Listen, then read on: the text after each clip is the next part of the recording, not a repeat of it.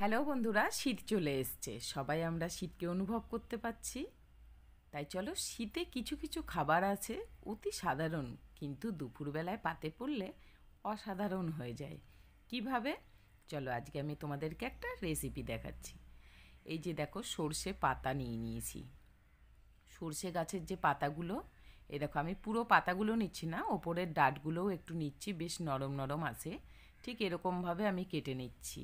আর গোড়াটার দিক দিয়ে শক্ত যে দিকটা, সেটা আমি বাদ দিয়ে দিচ্ছি। ঠিক দেখো এরকমভাবে নিয়ে সেই ডাঁটগুলো সমেত এই যে পাতাগুলো ভালো করে ধুয়ে ঝুড়িতে রেখে দিয়েছি। আর কড়াইতে একটুখানি জল বসিয়ে দিয়েছি, জলটা ফুটেও গেছে। এইবার ওই ফুটন্ত জলের মধ্যে এই বেছে রাখা ধুয়ে রাখা সর্ষে শাকগুলো দিয়ে দেব। সবগুলো দিয়ে দেব, দিয়ে ভালো করে নাড়াচাড়া করে নেব, যাতে শাকগুলো কড়াইয়ের মধ্যে ভালোভাবে একটু ফুটে উঠলেই তো যেন শাকগুলো একদম মুচড়ে যাবে। তাই ভালো করে নাড়াচাড়া করে নেব। এই যে ঠিক এরকমভাবে। তোমরা কারা কারা শীতে এরকম সর্ষে শাক বাটা খেতে ভালোবাসো? আর যারা এখনও পর্যন্ত খাওনি, এই রেসিপিটা দেখে একবার করে নিও, জাস্ট দারুণ লাগে দুপুরবেলায় গরম ভাতের সাথে।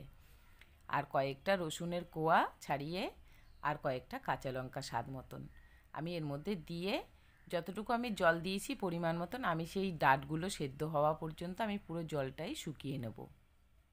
ঠিক এরকমভাবে, এতে কোনো নুন দেব না, কেননা এই শাকটা এমনিই শুকিয়ে যাবে এই যে জলে। চলো, এবার আমার পুরো জলটাই শুকিয়ে গেছে, ডাঁটগুলোও সেদ্ধ হয়ে গেছে, আমি নামিয়ে নিলাম। এইবার এটা ঠান্ডা হতে দেব।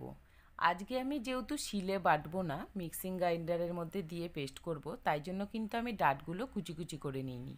যদি শিলে বাটা হতো তাহলে শাকের মতন পুরো কুচি কুচি করে কেটে তারপরে সেদ্ধ করতাম। এবার আমি মিক্সিং গ্রাইন্ডারের মতো দিয়ে ওর মধ্যে নুন, চিনি, হলুদ একসাথে দিয়ে দিয়েছি। দিয়ে এবার ভালো করে পেস্ট করে নেব, কোনো জল দেব না। এই যেরকম শুকনো শুকনো পেস্ট করে নামিয়ে নেব। ঠিক এরকম, এই যে দেখো, বেশ কাদা কাদা হয়ে আছে, জল দেওয়া যাবে না। তারপরে আবারও কড়াইটা আমি উনুনে বসিয়ে দিয়ে সর্ষের তেল দিয়ে দিয়েছি, ওর মধ্যে বেশ কিছুটা কালো জিরেও ফোড়ন দিয়ে দিলাম। আর এবার যে সর্ষে শাকের বাটাটা করে রাখলাম, রসুন, কাঁচা লঙ্কা, নুন, হলুদ, চিনি দিয়ে সেটা দিয়ে দেবো। দিয়ে বেশ কিছুক্ষণ ভালো করে নাড়াচাড়া করে নেব। নিয়ে একটু নুন মিষ্টি চেক করেছি, আমার একটু নুন মিষ্টি কম হয়েছিল বলে পরে আমি আবার দিয়েছি। তোমাদের রেসিপিটি কেমন লাগলো অবশ্যই কমেন্ট করে জানিও। আর সকলকে পুরো ভিডিওটি দেখার জন্য অনেক অনেক ধন্যবাদ ও ভালোবাসা। সবাই সুস্থ থেকো, ভালো থেকো।